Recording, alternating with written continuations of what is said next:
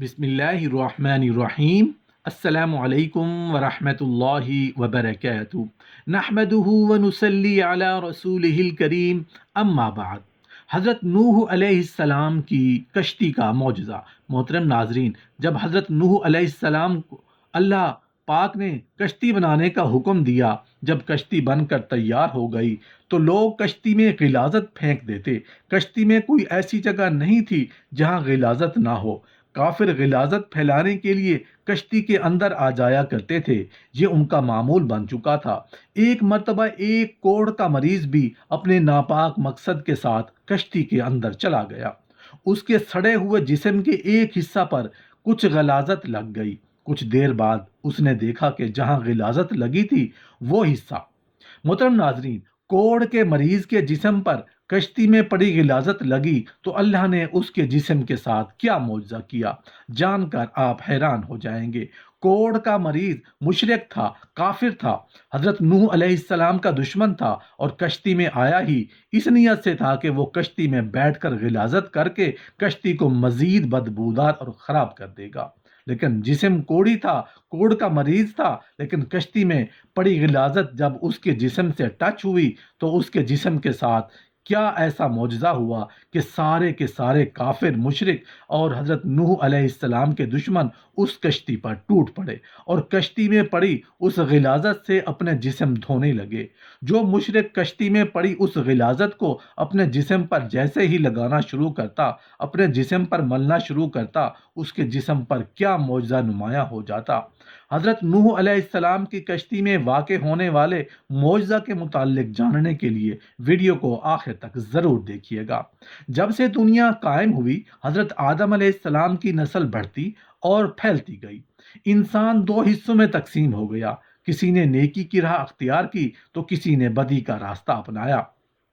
جس نے نیکی اختیار کی وہ صراط مستقیم پر رہا، جس نے بدی کا راستہ اختیار کیا وہ اللہ کے غضب میں آ گیا۔ صراط مستقیم پر چلنے والوں کی تعداد ہمیشہ کم رہی، گمراہ انسانوں کی تعداد زیادہ رہی۔ ان گمراہ لوگوں کو راہ راست پر لانے کے لیے اللہ کے نبی آتے رہے۔ حضرت آدم علیہ السلام کے زمانے کے بڑے عرصے بعد اللہ نے حضرت نوح علیہ السلام کو بھیجا۔ آپ علیہ السلام پر 10 صحیفے نازل ہوئے تھے۔ حضرت نوح علیہ السلام اللہ کے نبی تھے۔ آپ علیہ السلام کو آدم ثانی بھی کہتے ہیں۔ آپ علیہ السلام کے زمانے میں بھی گمراہی پھیلی ہوئی تھی، صرف چند لوگ ہی نیک تھے، اکثریت گمراہ لوگوں کی تھی۔ آپ نے اپنی قوم کو راہ راست پر لانے کے لیے تبلیغ شروع کی۔ ایک مرتبہ حضرت نوح علیہ السلام ایک راستہ سے گزر رہے تھے کہ ایک بوڑھا نظر آیا۔ وہ بہت لاغر تھا، چلنے کی تاب نہیں تھی۔ وہ حضرت نوح علیہ السلام نے دریافت کیا کہ تم اس حال میں راستہ میں کیوں پڑے ہوئے ہو؟ کیوں تمہارا کوئی گھر نہیں ہے؟ بوڑھے نے جواب دیا، میرے 7 بیٹے ہیں، انہوں نے بڑھاپے کے سبب مجھے گھر سے نکال دیا ہے، میرے پاس کھانے کے لیے بھی کچھ نہیں ہے۔ حضرت نوح علیہ السلام اسے اپنے گھر لے گئے اور کہا کہ تم اس گھر میں رہو، میں تمہیں کھانا دیا کروں گا۔ آپ علیہ السلام نے دعا کی تو ایک اجنبی شخص گھر میں داخل ہوا اور اس کے ہاتھ میں ایک خوان تھا، اس میں ہر قسم کے کھانے تھے۔ اس نے حضرت علیہ السلام سے فرمایا کہ یہ کھانا میں آپ علیہ السلام کے مہمان کے لیے لایا ہوں، اسے کھلا دیں۔ اس نے کہا کہ اللہ کسی کو کبھی بھوکا نہیں سلاتا۔ وہ بوڑھا حضرت نوح علیہ السلام پر ایمان لے آیا۔ محترم ناظرین، اللہ کے حکم سے حضرت نوح علیہ السلام نے جب کشتی تیار کر لی تو لوگ کشتی میں غلاظت پھینک دیتے، غلاظت سے کشتی کو بدبودار کرتے رہے۔ کشتی میں کوئی ایسی جگہ نہیں تھی جہاں غلاظت نہ ہو۔ کافر غلاظت پھیلانے کے لیے کشتی کے اندر جایا کرتے تھے، یہ ان کا معمول بن چکا تھا۔ وہ آپ علیہ السلام کو ذلیل کرنے کی کوشش کرتے، مذاق اڑاتے، آوازیں کستے، منہ پھیر لیتے، گالیاں دے دے، مارنے کی کوشش کرتے، بلکہ ایک روز مارا پیٹا بھی تھا۔ لیکن آپ علیہ السلام نے صبر کا دامن ہاتھ سے نہ چھوڑا، بلکہ اپنا کام جاری رکھا۔ آپ علیہ السلام کی بیوی اور آپ علیہ السلام کا بیٹا بھی منکرین اور کافروں میں تھا۔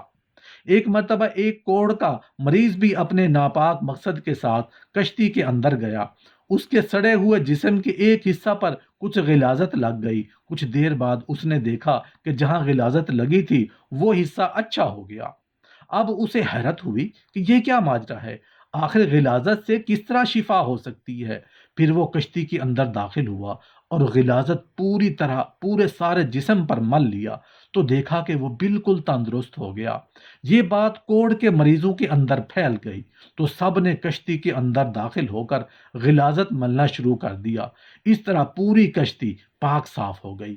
حضرت نوح علیہ السلام نے اللہ سے دعا کی، اے رب، لوگوں نے میرا کہا نہیں مانا، ایسے شخصوں کی پیروی کی جن کے مال اور اولاد نے ان کو زیادہ ہی نقصان پہنچایا۔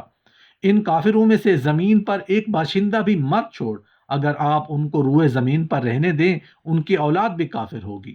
آپ علیہ السلام کی دعا قبول ہوئی، اللہ کا عذاب آ چلا، گھر کے تنور سے پانی ابل پڑا، پانی کا ریلا تیزی سے بہنے لگا۔ جس جگہ سے پانی ابل پڑا وہ جگہ کوفہ کی ایک مسجد تھی جس کا نام مسجد انبیاء ہے۔ دوسری طرف آسمان پر خوفناک سیاہ بادل چھانے لگا۔ حضرت نوح علیہ السلام نے دیکھا کہ زمین سے چشمے پھوٹ رہے ہیں۔ حضرت نوح علیہ السلام نے کہا کہ یہ عذاب کی علامت ہے۔ کافر کہنے لگے کہ طوفان تو آتے ہی رہتے ہیں، بارشیں تو ہوتی رہتی ہیں، یہ تو کوئی نئی بات نہیں ہے، کچھ دیر بعد موسم بدل جائے گا۔ دیکھتے ہی دیکھتے ہوا کا تیز جھونکا آیا جس سے ہر چیز ہل گئی، پھر پانی برسنا شروع ہوا۔ بارش میں اتنی شدت تھی جیسے کہ آسمان نے اپنے تمام دروازے کھول دیے ہیں۔ حضرت نوح علیہ السلام نے ایمان والوں سے کہا کہ کشتی میں سوار ہو جاؤ۔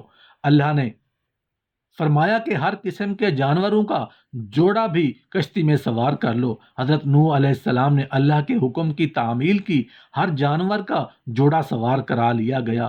کشتی میں ایک علیحدہ جگہ پر سب جانوروں کو بند کر دیا گیا۔ طوفان چلنے لگا، بارش سے ندی نالے اور زمین پر پانی بھر گیا، پھر زمین کے ہر حصہ میں پانی بہنے لگا۔ اب حضرت نوح علیہ السلام کی کشتی تیرنے لگی، پانی اونچا ہو رہا تھا۔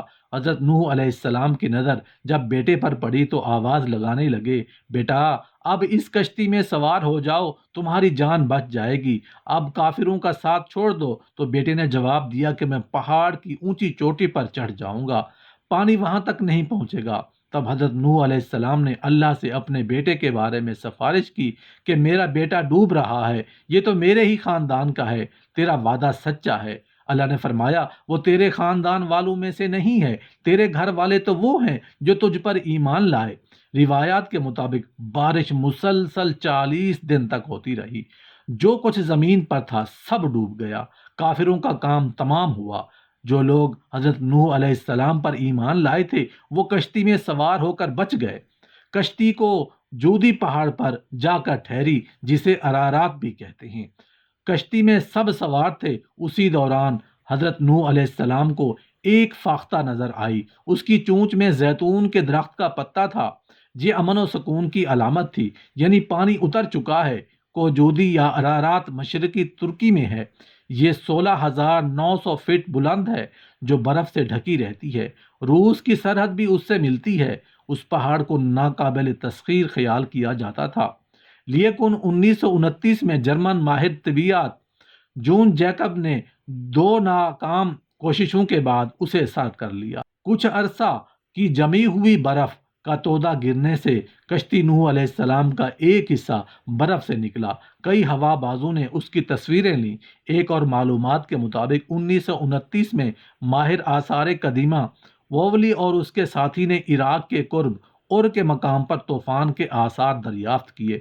انجیل مقدس کتاب پیدائش کی روایت کے مطابق طوفان نوح کا واقعہ وادی دجلہ و فرات سے متعلق ہے۔ عراق میں قدیم زبانوں میں لکھے گئے کتبے دریافت ہوئے اور ان میں ایک زبردست طوفان کا ذکر تفصیل سے ملتا ہے۔ ایک ماہر نے دعویٰ کیا کہ اس نے شہر اور کی سب سے نچلی سطح پر طوفان کے آثار پائے۔ عیسائیوں اور یہودیوں کی الہامی کتب میں ارارات کا ذکر طوفان نوح کے حوالے سے آیا ہے۔ بائبل میں لکھا ہے کہ 7ویں مہینہ کی 17ویں دن کشتی نوح ارارات نامی پہاڑ پر آ لگی۔